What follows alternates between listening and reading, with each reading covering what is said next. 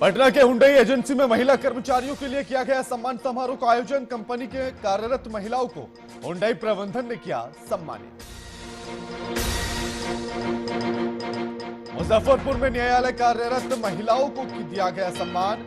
अधिवक्ता विकास मंच को नेतृत्व में हुआ महिला सम्मान समारोह का आयोजन। कोरोना काल में योगदान देने वाली महिलाओं को किया गया सम्मान। सहरसा में किया गया 2 दिवसीय रोजगार मेले का आयोजन। ज्यादा से ज्यादा जीविका दीदी और महिलाओं को रोजगार देने के उद्देश्य पर कार्यक्रम। डीएम ने दीप प्रज्वलित कर कार्यक्रम की शुरुआत। बोकारो में नए कुष्ठ रोगियों की पहचान के लिए चिकित्सा प्रभारी ने पर्यवेक्षकों के साथ की बैठक। चिकित्सा पदाधिकारी ने सभी पर्यवेक्षकों को दिए दिशा निर्देश। नमस्कार, मैं आपके साथ केके राणा, वीआईपी न्यूज देख रहे हैं आप। स्वागत है आप सभी का बिहार झारखंड बुलेटिन में। नीतीश सरकार पटना वासियों को नया तोहफा देने जा रही है। पटना को जाम से आजादी दिलाने की कवायद में सरकार एक और उपलब्धि हासिल करने वाली है। शहर के मीठापुर जेपीओ से आर ब्लॉक को जोड़ने वाले पुल बनकर तैयार है। इसका उद्घाटन होली से पहले किया जाना है। इस पुल के बन जाने से शहर वासियों को लंबी दूरी की यात्रा और जाम से मुक्ति मिल जाएगी।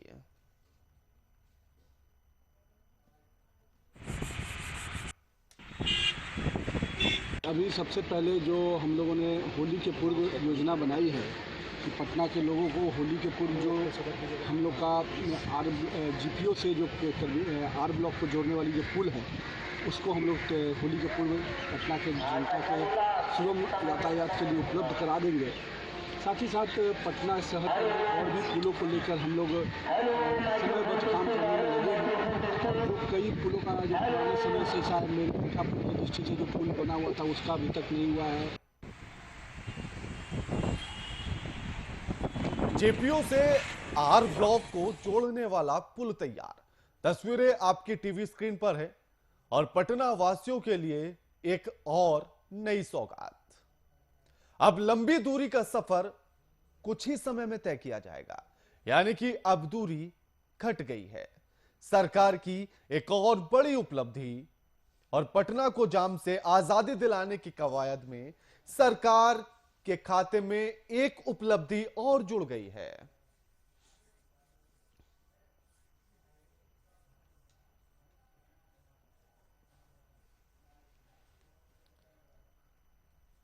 और इस खबर पर हमारे साथ हमारे संवाददाता कुमार गौतम लाइव जुड़ गए हैं।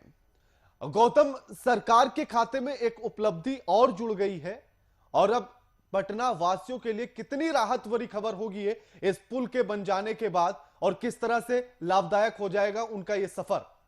गौतम। बिल्कुल, पटना के लोगों के लिए ये सफ़र किसी हम सफ़र से कम नहीं होगा। सफ़र इतना सुहाना होगा कि जिसके लिए उनको घंटों समय बिताना पड़ता था, अब वो मिनटों में ये दूरी तय कर सकेंगे। ये मुख्यमंत्री नीतीश कुमार का भी ड्रीम प्रोजेक्ट है और पथ निर्माण विभाग के लिए ये किसी चुनौती से कम नहीं था कि पटना में जाम से निजात दिलाने के लिए क्या कुछ करना है। तो अब एक ऐसा ओवरब्रिज जो राजधानी पटना के जीपीओ गोलंबर से लेकर के आर ब्लॉक गोलंबर तक ये जो पुल बना है, हम आपको तस्वीरों के जरिए दिखाते हैं। ये पूरी तरीके से बनकर तैयार हो गया है और महज उद्घाटन बाकी है। मुख्यमंत्री नीतीश कुमार ने साफ कर दिया है कि होली से ठीक पहले पटना के लोगों को ये सौगात मिल जाएगी। और आपको हम तस्वीरों के जरिए दिखाते हैं। पहले वो देखिए, सामने जो है एक घंटा घर दिख रहा है, वो सचिवालय होगा, जहाँ सचिवालय कर्मियों के लिए सबसे आसान होगा क्योंकि सोमवार से लेकर के शुक्रवार तक सबसे ज़्यादा रश रहता है। उसके बगल में आप देख रहे हैं कि बीएसएनएल का ऑफिस है, जहां से आप अटल पथ के लिए जा सकते हैं, आप विधानसभा उतर सकते हैं। पटना की एक घनी आबादी है, आर ब्लॉक से होकर के यारपुर गोलंबर वहां उतर सकते हैं। इसके अलावा जो तमाम जो वीवीआईपी जो पार्टियां हैं, उन सभी पार्टियों का जो ऑफिस है वो आर ब्लॉक गोलंबर के ऊपर से सीधा बीरचंद पटेल जाने का और इनकम टैक्स तक पहुंचने का सबसे सुगम रास्ता होगा, जो कहीं भी आपको नीचे पटना जंक्शन के नीचे जो ट्रैफिक रहती थी उससे बिल्कुल अलग होगा। और आपको बता दें, जो ट्रेन दिखाई दे रही है ये पटना जंक्शन की ये तस्वीर है, जहां से होकर तमाम जो यात्री हैं वो जब उतरते होंगे तो उनको कितनी दिक्कतें होती होगी। तो अब ये जो ट्रैफिक है, चाहे वो रेल का हो या फिर सबसे पुराना इलाका यारपुर का हो, उसको भी कनेक्ट करेगा। अब आप तस्वीरों के जरिए हम आपको दिखाते हैं कि ट्रेन के साथ साथ उस तरफ की जो आबादी है, जो पुराना पटने के तौर पे जाना जाता है, यारपुर, जक्कनपुर, सिपारा की तरफ जाना है, मीठापुर जाना हो, तो वो देखिए आप जो तमाम जो बिल्डिंगें देख रहे हैं इस वक्त, उन बिल्डिंगों के यात्रियों के लिए महज ये दूरी, ये जो सफर था वो किसी बड़ी चुनौती से कम नहीं था। तो अब इस 8 ब्लॉक गोलंबर के जरिए यारपुर पुल से होते हुए 8 ब्लॉक ओवरब्रिज और 8 ब्लॉक ओवरब्रिज से इसी रास्ते से होते हुए ये सीधा रास्ता पटना जंक्शन जीपीओ गोलंबर के ऊपर जाता है। तो कह सकते हैं कि ये जो कनेक्टिविटी है, जिस कनेक्टिविटी के जरिए पटना के लोगों के लिए अब कहीं भी जाना, कहीं भी आना बहुत ही सुगम हो जाएगा और ये पूरी तरीके से बनकर तैयार है। और ये बनकर पूरी तरीके से तैयार है बन जाने के बाद गौतम, इस पुल के बन जाने के बाद आखिर किस तरह से राहत जनता को मिलेगी और जो ट्रैफिक का जो लोड इस सड़क पर हुआ करता था वो किस तरह से कम होगा और लोगों को कहां से कहां तक की कनेक्टिविटी मिलेगी, इन बातों पर भी थोड़ा सा प्रकाश डालिए। बिल्कुल, हम आपको बता दें कि पटना सिटी या फिर उत्तर बिहार से आने वाले जो रास्ते हैं वो जिस तरीके से इन करते हैं, 0 माइल से होते हुए मीठापुर बस स्टैंड उतरते हैं, तो आप मीठापुर बस स्टैंड से सीधा जब आप इस नए पुल की तरफ बढ़ेंगे तो पहले आपको जीपीओ गोलंबर आएगा। जीपीओ गोलंबर से आप सीधा यहाँ से सीधा दानापुर तक जा सकते हैं, मतलब आपको कहीं भी ब्रेक लगाने की ज़रूरत नहीं होगी। पहले क्या होता था, स्टेशन तक तो लोग आ जाते थे, मीठापुर तक आ जाते थे, लेकिन जीपीओ गोलंबर के ऊपर तक ठहर जाता था। उसके बाद रेंग रेंग के गाड़ियां चलती थी, क्योंकि उन गाड़ियों को आप या तो डाकबंगला के रास्ते से या फिर उसके बाद इनकम टैक्स के रास्ते से, अदालतगंज के रास्ते से जाना पड़ता था। लेकिन सिर्फ इस महज ये जो 2.5 किलोमीटर का जो पुल है, इस पुल के बन जाने से आपको कहीं भी नीचे नहीं उतरना होगा। आप जीपीओ गोलंबर से लेकर के 8 ब्लॉक तक डायरेक्ट आप जा सकते हैं और ये दोनों तरफ की लेने बनाई गई है। फर्स्ट क्लास व्यवस्था है। इस पूरे पथ निर्माण विभाग ने बहुत ही बेहतरीन काम किया है और कम समय में इसको पूरा कर दिया है, जिसकी वजह से जो पथ निर्माण मंत्री है नितिन नवीन, उन्होंने भी कहा कि होली से पहले ये किसी सौगात से कम नहीं होगी। और यानी कि यूं कह ले कि इस बार इस होली के रंगों में ये सौगात पुल का रंग दिया जाएगा, इस बार की होली पुल वाली। बिल्कुल, होली का रंग और पटना वासियों के संग और एक अलग कलरफुल होली जो है, ये कलरफुल होली आप इन तस्वीरों के देखिए, होली की जो तैयारियां चल रही है सड़क बना करके, तो ये एक ऐसी सौगात होगी कि जब पटना में आप फर्राटेदार, मतलब पहले तो सौगात के तौर पे जीपीओ गोलंबर ओवर ब्रिज जो करबिगहिया का रास्ता था उसको मिला, उसके बाद 8 ब्लॉक का जो पुल मिला, उससे न सिर्फ माननीय बल्कि आम लोगों को भी सहूलियत हो गई, कहीं भी ट्रैफिक नहीं था। लेकिन जो सबसे बड़ी दिक्कतें आ रही थी इस पुल को लेकर के, वो जीपीओ गोलंबर से लेकर के 8 ब्लॉक की कनेक्टिविटी थी। इसके लिए पूरे शहर के चारों तरफ चक्कर लगाना पड़ता था और नीचे के जो मार्केट होते हैं पटना जंक्शन के आसपास, अगर कोई व्यक्ति जो पटना जंक्शन गया होगा या देखा होगा तो उसके आगे जो दुकानें सजी रहती थी, उस वजह से भी बहुत ज्यादा रस होता था। आप देखिए, हम तस्वीरों के जरिए आपको कोशिश करते हैं, वो महावीर मंदिर है, वो जो तस्वीर आप देख रहे हैं वो महावीर मंदिर का है। और महावीर मंदिर से जैसे ही आप जीपीओ गोलंबर आएंगे, जीपीओ गोलंबर आने के बाद ये जो कनेक्टिविटी होगी वो किस तरीके की होगी और बहुत ही सुगम और सुचारू होने वाली है। होली के पहले एक सौगात के तौर पे पटना वासियों को न सिर्फ जाम की समस्या से निजात मिल जाएगा, बल्कि एक अहम पुल, एक ऐसा पुल जिसको लेकर के पटना के लोगों को इंतज़ार है। और इंतज़ार इसलिए भी है क्योंकि जाम की समस्या से निजात पाने के लिए इससे बढ़िया और इससे बेहतर पुल हो ही नहीं सकता था। और यही कारण है कि सरकार ने कहा कि होली से पहले हम इसको तैयार कर देंगे। तो ये एक बहुत अच्छी पहल होगी और इस पहल के साथ ही जो कनेक्टिविटी होगी वो खास तौर पे होगी, देखने को मिलेगी। गौतम, अभी जो आप तस्वीरें हमें दिखा रहे थे, एक तरफ इस बात की खुशी लोगों में है कि उन्हें पुल की सौगात मिल जाएगी, एक खुशी यह है कि होली से पहले मिल जाएगी। अभी जो आपने तस्वीरें दिखाई थी पटना जंक्शन की और उसके आसपास जो हम इमारतें देख रहे थे, बड़ी बड़ी बिल्डिंग्स देख रहे थे जी, एक तरफ वो बिल्डिंग्स, पटना जंक्शन, उसके बाद ये पुल, लेकिन पटना जंक्शन और इस पुल के बीच में कुछ झुग्गी झोपड़ियां भी हमें नजर आ रही थी। उनके लिए क्या यह समझना और महत्वपूर्ण नहीं हो जाता है कि एक तरफ पुल बनाए जा रहे हैं, ऊंची ऊंची बिल्डिंगें हैं, पटना जंक्शन है, हम तमाम बड़ी बड़ी बातें कर रहे हैं, लेकिन वो झुग्गी झोपड़ियों का एक सच भी हमारे सामने है। बिल्कुल, एक ऐसी हकीकत, एक ऐसा, आप देखिए बाएं तरफ जो बिल्डिंगें हैं वो कितनी ऊंची ऊंची बिल्डिंगें हैं। हम तस्वीरों के जरिए दिखाते हैं कि कितनी ऊंची ऊंची बिल्डिंगें हैं। यहाँ की आबादी जिस अनुपात में बढ़ी है उस अनुपात में गाड़ियों की संख्या बढ़ी है। गाड़ियों के साथ साथ यहाँ पर जो आवागमन है, जो ट्रैफिक है वो भी बढ़ा है। तो रेलवे के जरिए, एयरप्लेन के जरिए ऐसी घनी आबादी राजधानी पटना में बढ़ती ही जा रही है। तो ऐसे में पटना में विकल्प के तौर पर अगर देखा जाए तो इस विकल्प से बेहतर व्यवस्था ओवरब्रिज बनाकर ही पूरा किया जा सकता था। तो कह सकते हैं कि इस ब्रिज के बन जाने से आम लोगों में जो खुशी है, जो देखने को मिलेगी, और इसका फायदा आम लोगों तक मिलेगा, क्योंकि जाम की वजह से सबसे ज़्यादा उन मरीजों को दिक्कतें होती है जो स्वास्थ्य कर्मी होते हैं, उनको दिक्कतें होती है। तो स्वास्थ्य की समस्या भी दूर हो जाएगी, जो लोग आएंगे वो उनको एक कनेक्टिविटी मिल जाएगी और पटना के लोगों को बहुत ज़्यादा फायदा होगा इस पुल के बन जाने से। जी शुक्रिया गौतम आपका हमारे साथ ये तमाम बातचीत करने के लिए।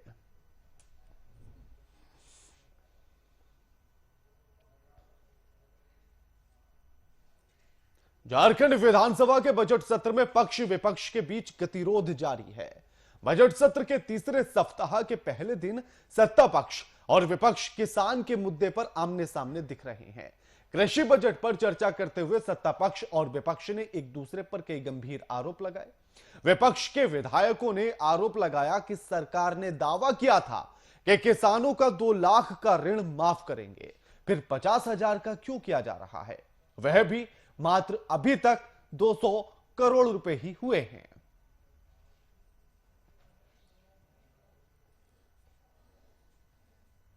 सरकार की थोथेबाजी और सरकार के मुख्यमंत्री जी ने खड़े होकर के कहा कि भाई ये बहुत अच्छा सदन चला, मैंने बहुत कुछ सुना, आप लोग भी लिखित में दे दीजिए। हमारा कहना है लिखित में सुझाव देने से अच्छा है कि आपने घोषणा पत्र में जो लोगों को बताया तो वही ना कर दीजिए। आपने 2 लाख रुपया माफ करने का घोषणा किया था, माफ तो कर दीजिए। आप अपना जो किए हैं वही नहीं कर रहे हैं। और हम लोगों के लिए मैंने कि मुख्यमंत्री इमेज बिल्डिंग करने के लिए जो विपक्ष को इन्होंने कहा कि भी आप लिख करके दे दीजिए, ऐसा नहीं चलता है। देखिए, बहुत ही गैर जिम्मेदार विपक्ष है। लोकतंत्र में विपक्ष की बहुत अहम भूमिका होती है। विपक्ष को अपनी जिम्मेदारी का कोई एहसास नहीं है। जनता के हित में उन्हें ऐसे मामले सरकार के सामने उठाने चाहिए जिस पे सरकार का ध्यान नहीं जा रहा हो। कहीं भी कोई कमी है तो इसको सुधरवाने का काम, उसको ध्यान पे लाने का काम विपक्ष कर सकती है, लेकिन उन्हें अपनी पुरानी गलतियों पर लीपापोती करने के लिए यह उनकी बाध्यता है कि वो हाउस को डिस्टर्ब करके रखें। मालिकों को दिखाना है कि हम सत्ता के विरोध में जाकर, चाहे सरकार अच्छी काम करे या ना करे, हम अपने पार्टी धर्म का पालन कर रहे हैं। और क्योंकि सेंट्रल में मोदी जी की सरकार है, उसी बहाने किसी नेता पे मोदी जी मेहरबान हो जाएंगे तो सेंट्रल की सुरक्षा मिल जाएगी। और कुछ मुद्दा है नहीं, सरकार अपना काम कर रही है और जनता उससे काफ़ी खुश है।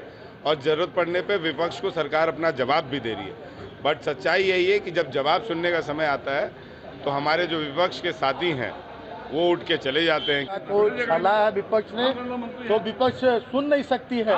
जब विपक्ष हल्ला करती है सिर्फ अपनी बातों को रखकर और सदन का बाइकआउट करती है। जब हम लोगों ने जो अपनी बातों को रखा है और हमने कहा कि भाई आपको मुख्यमंत्री कृषि आशीर्वाद योजना कब आप चालू कर रहे हो, आपने विभाग में अभी तक मार्च महीना चल रहा, मात्र 6% आपने खर्च किया। आप योजना बनाए हैं, पिछले 3300 करोड़ का बजट था आपका, मात्र 6% आप खर्च कर पाए हैं। तो भाई अब जवाब दीजिए ना, खर्च क्यों नहीं हुआ? किसानों की योजना को आप जमीन पर जब नहीं उतारोगे तो किसानों का विकास कैसे होगा? आप कह रहे हैं हम गो वाटिका जो है गो मुक्ति धाम बनाएंगे, तो गौ सेवा आयोग के जो पैसे मिल रहे थे गौशालाओं के, गौ माता के विकास संवर्धन के, वो पैसा आपने क्यों रोक दिया? जब आप चाहते हैं, हमारे आज कृषि पे हमारे पूर्व कृषि मंत्री श्रीमान रणधीर सिंह जी ने और श्रीमान केदार हाजरा जी ने जो सवाल रखे, सवाल उठता है कि हम उनके लक्ष्यदार भाषण सुनने के लिए सदन में नहीं आए हैं। हम उनसे जनता के जो सवाल हमारे माध्यम से, विधायकों के माध्यम से सदन के पटल पर आए हैं, हम उनका जवाब चाहते हैं। हम तो चाहते थे कि किसानों के कर्ज माफी का क्या हुआ, हम चाहते थे कि जो कृषि आशीर्वाद योजना था उसे इन्होंने बंद क्यों किया। इस खबर पर हमारे साथ हमारे संवाददाता रांची से कुमार कामेश लाइव जुड़ गए हैं। कामेश, सदन के भीतर गतिरोध अक्सर देखा जाता है। एक तरफ सत्ता पक्ष का यह कहना है कि जनता बड़ी खुश है उनके कामों से, सरकार के कामों से। दूसरी तरफ विपक्ष का यह कहना है कि सरकार के कामों से जनता त्रस्त है। सच क्या है, हकीकत क्या है? देखिए कि जो बातें अभी वित्तीय वर्ष 2021-22 के बजट सत्र जो चल रहा है और बजट सत्र के बाद जो आरोप प्रत्यारोप का दौर चल रहा है, तो इसमें कहीं ना कहीं सियासत हावी है। देखिए, वित्तीय वर्ष 2021 और 20 वित्तीय वर्ष 2020 और 21 का जो बजट पेश हुआ, उस बजट में देखिए साफ तौर पे किसानों के हित में कई, जो हेमंत सोरेन सरकार है, किसानों के हित में कई कल्याणकारी योजनाएं लेकर आई है और किसानों को लाभ पहुंचाने के इरादे से काम कर रही है। लेकिन जो मामला लेकर भारतीय जनता पार्टी और विपक्ष वर्तमान सरकार पे हमलावर है, वो किसानों के ऋण माफी को लेकर है। तो किसानों के ऋण माफी में जिस तरह से सरकार ने पूर्व में यह घोषणा की थी कि किसानों का जो ऋण है वो 2 लाख रुपए तक ऋण माफी होगी, जिन किसानों ने सरकार से ऋण ले रखा है। तो ऐसे में सबसे बड़ा बात होता है कि किसान जो वादा की और वादे के बाद किसानों की ऋण जो है 50,000 रुपए तक ही माफ की, और बाकी का जो पैसा था, जो पैसे इस फंड में आवंटित किए गए थे बजट में वित्तीय वर्ष के लिए, तो उसमें 1,000 करोड़ रुपया जो है सरकार सरेंडर करने का प्लान बना रही है। तो ये बहुत बड़ा सवाल है कि आखिर सरकार जो घोषणा कर दी, उन घोषणाओं के तहत इन किसानों पे जो कर्ज माफी करनी चाहिए थे, उस कर्ज माफी की राशि घटाकर 50,000 क्यों कर दी। तो देखिए, इसमें सबसे बड़ी कुछ तकनीकी अड़चन है जो मैं आपको बता दूं। देखिए, बैंकों को ऋण माफी के लिए सबसे बड़ा बात था कि किसानों के ऋण माफी के लिए 3 बैंकों को इसके लिए जिम्मेवारी सौंपी गई थी। State bank of India, bank of India और ग्रामीण बैंक। ये 3 बैंक थे जिसमें किसानों के डाटा उपलब्ध करवाने की जिम्मेवारी दी गई थी। लेकिन जिस माध्यम से इनको जिम्मेवारी दी गई थी, इसमें स्टेट बैंक की अगर बात की जाए तो स्टेट बैंक को लगभग 16%, बैंक ऑफ इंडिया को 32% और ग्रामीण बैंक को 35% किसानों का डाटा उपलब्ध करवाने के लिए कहा गया था। लेकिन अब तक जो डाटा अगर बात की जाए तो अब तक जो डाटा उपलब्ध करवाए हैं, क्योंकि दिसंबर के महीने तक इन तीनों बैंकों की जो कार्यशैली थी वो पूरी तरह से सुस्त थी, और इन लोगों ने जो डाटा उपलब्ध करवाया उस डाटा के तहत ही राज्य सरकार जो है काम की। और अब तक अगर बात की जाए तो 62,350 किसानों का जो है लगभग 253 करोड़ रुपए जो है अब तक जो है वर्तमान सरकार ने कर्ज माफ के तहत किया है। तो इसमें सबसे बड़ा बात है कि जो आवंटन जो है किसानों के ऋण माफी के लिए सरकार ने घोषणा की थी, तो उसमें सबसे बड़ी अड़चन है कि किसानों की ऋण माफी तो 50,000 रुपए तक कर दी गई। लेकिन इसमें एक और बड़ा बात है कि किसानों की ऋण माफी की घोषणा करने के बाद जो किसान उत्साहित थे, उनके खाते में अब तक 25 पैसे भी नहीं गए। तो यह भी बहुत बड़ा सवाल है सरकार की तरफ से, सरकार पे, कि जो घोषणा कर दी है सरकार की 50,000 रुपए की ऋण माफी आप लोगों को कर दिया गया है, तो और उनके खाते में 25 पैसे भी अब तक नहीं जाना। तो ये सरकार के कार्यशैली पे सवाल उठता है कि सरकार जो वादे करती है, हालांकि वादे तो 2 लाख रुपए ऋण माफी के किए गए थे, लेकिन 50,000 रुपए जो सरकार की तरफ से अब तक किया गया है, उसमें जो 62,350 किसानों को जो लाभ मिला है, उनके खाते में अब तक पैसे नहीं गए। तो विपक्ष का कहीं ना कहीं इस मामले पे हमलावर होना भी जरूरी है। हालांकि राज्य सरकार जो है वित्तीय वर्ष इस वर्ष जो बजट पेश किए, उसमें किसानों की जो ऋण माफी की जो राशि है उसका एक दायरा बढ़ा दिया है कि 50,000 से 1 लाख रुपए कर दिया है। लेकिन विपक्ष जो है वो लगातार पिछले मामलों को लेकर हमलावर है सत्ता पक्ष पे, और जिस तरह से वह हमलावर है, तो सबसे बड़ा सवाल होता है कि विपक्ष का हमलावर कि अगर खाते में अगर आप ऋण माफी कर देते हैं तो उनके खाते में अब तक 25 पैसे भी नहीं जाना। तो ये बहुत बड़ा सवाल है। की जाए किसानों की, तो ऐसा नहीं लगता है कि किसान सिर्फ एक मुद्दा बनकर रह गया है? जो भी पार्टियां सत्ता में, उसमें विपक्ष में होती हैं, वो उसकी हितैषी हो जाती हैं, और जो सत्ता में होती है वो हितैषी होने का दावा तो करती है लेकिन खरी नहीं उतर पाती है। बिल्कुल के देखिए, कहीं ना कहीं कई तरह की तकनीकी खामियां भी देखने को मिलती है कि वादे होते हैं लेकिन उनको धरातल पे उतारने में कई तरह की तकनीकी अड़चन आती है। मैंने आपको बताया कि जिन बैंकों की इसकी जिम्मेवारी दी गई थी, उनका कार्यशैली जो है दिसंबर के महीने तक सुस्त था। जो डाटा तैयार करने चाहिए थे वो दिसंबर के महीने तक नहीं बने थे, और ऐसे में दिसंबर के बाद जिस तरह से सरकार ने उन बैंकों पर दबाव बनाना शुरू किया, तो उन्होंने आनन फानन में जो डाटा उपलब्ध करवाया उसमें लगभग 9,07,000 किसानों को ऋण माफी के लिए ये डाटा उपलब्ध करवाया गया। तो अब जो डाटा उपलब्ध करवाया गया है उसमें 9,07,000 जो किसान हैं उनकी ऋण माफी की इस ऋण माफी योजना से लाभान्वित होंगे। लेकिन जो पहले के जो किसान जो लाभान्वित हो चुके हैं 62,350, उनके खाते में पैसा नहीं जाना और ऐसे में फिर से किसानों की ऋण माफी की घोषणा। और दूसरी तरफ देखा जाए तो 1,000 करोड़ रुपए राशि का सरेंडर करने का जो प्लान है, तो ऐसे में सरकार के करनी और नियत पे भी कहीं ना कहीं प्रश्न चिन्ह खड़ा होता है कि सरकार जो वादे करके जिस घोषणा के तहत सरकार बनाने में सफल हो जाती है, सत्ता में काबिज हो जाती है और उसके बाद सत्ता में आने के बाद अपने को बहुत बड़ा हितैषी बताती है, लेकिन घोषणाएं तो हो जाती है लेकिन इसका लाभ किसानों तक पहुंचने में या जो भी लाभार्थी है उन तक पहुंचने में लंबा समय लग जाता है, क्योंकि कई तरह की तकनीकी अड़चनों के बावजूद इन योजनाओं को सफलीभूत करने की जिम्मेवारी होती है और जिनके कंधों पे जिम्मेवारी दी जाती है वो कहीं ना कहीं ईमानदारी से पहल नहीं करते या ईमानदारी से कार्रवाई नहीं करते, जिसके कारण किसान जो है, झारखंड के किसान जो है अब भी इन योजनाओं का लाभ लेने से वंचित है। ऐसे में एक तरफ जो है राज्य सरकार किसानों के हित में कई कल्याणकारी योजनाएं इस बजट में लेकर आई है, लेकिन जिन योजनाओं की घोषणा अपने पिछले वित्तीय वर्ष में किया था उन योजनाओं का लाभ भी अब तक किसानों तक नहीं पहुंचना, यह बहुत बड़ी बात है। जी के ये कोई नई बात नहीं है, ये अक्सर ऐसा देखा जाता है, हर सरकार में देखा जाता है। लेकिन उसके बाद भी अगर सरकारें विफल हो जाती हैं तो सरकारों को अपनी कार्यशैली को एक बार फिर से ध्यान से देखना होगा। शुक्रिया कामेश आपका हमारे साथ ये तमाम बातचीत करने के लिए।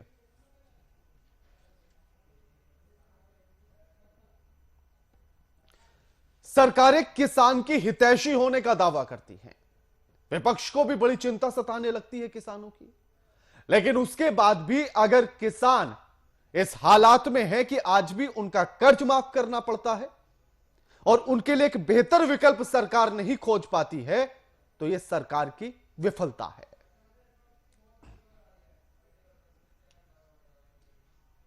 और इसी बीच एक बड़ी खबर पटना से आ रही है, उसका रुख करेंगे। इस वक्त की बड़ी खबर पटना से आपके टीवी स्क्रीन पर। बेऊर जेल उपाधीक्षक संजय कुमार पर गिरी गाज। बड़ी खबर आपकी टीवी स्क्रीन पर। बेऊर जेल उपाधीक्षक संजय कुमार पर गाज गिरी है। उपाधीक्षक संजय कुमार को किया गया निलंबित। संजय कुमार को निलंबित कर दिया गया है। बेऊर जेल के उपाधीक्षक है। वायरल वीडियो पर कार्रवाई। एक वीडियो वायरल हुआ था और जिस पर कार्रवाई करते हुए उनको निलंबित कर दिया गया है। 7 मार्च को आईजी के निर्देश पर जेलों में छापेमारी की।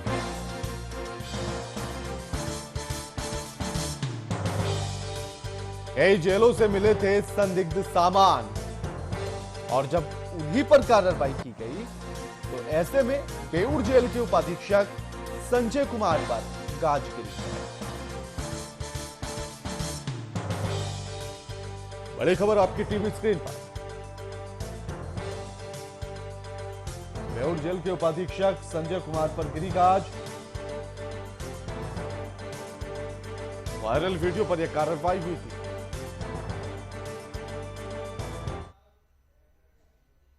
अंतर्राष्ट्रीय महिला दिवस पर पूरे बिहार के सभी जिलों में कार्यक्रम का आयोजन महिलाओं को सम्मानित करने के लिए किया गया। वहीं पटना के हुंडई एजेंसी में भी महिला कर्मचारियों के लिए सम्मान समारोह का आयोजन किया गया, जिसमें महिला कर्मचारियों को हुंडई प्रबंधन ने सम्मानित किया।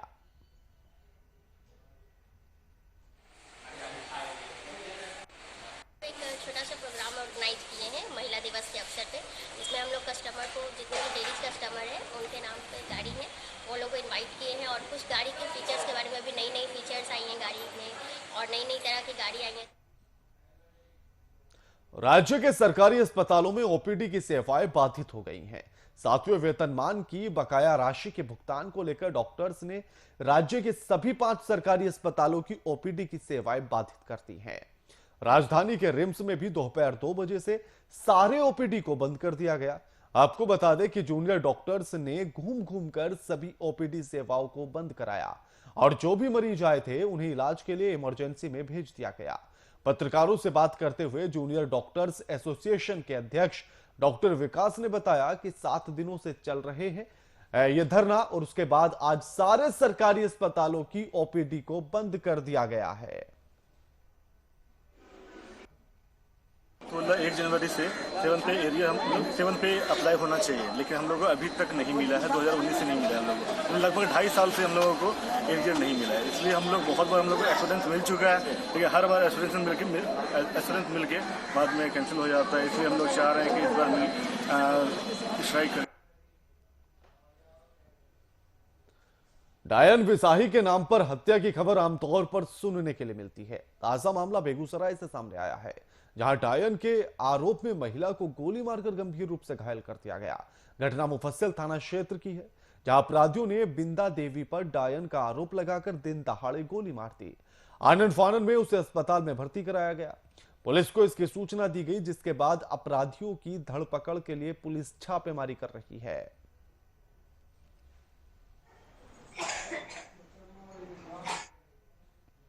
बुलेटिन में फिलहाल इतना ही। लगातार खबरों के लिए देखते रहिए VIP न्यूज। नमस्कार।